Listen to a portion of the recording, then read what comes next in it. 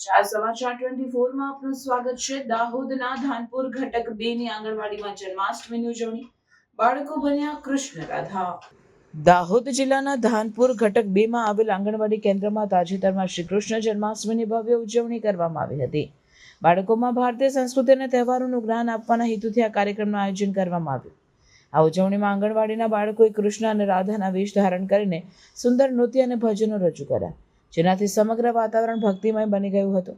આ પ્રસંગે વાલીઓ, શિક્ષકો અને ગ્રામજનો પણ મોટી સંખ્યામાં ઉપસ્થિત રહ્યા હતા.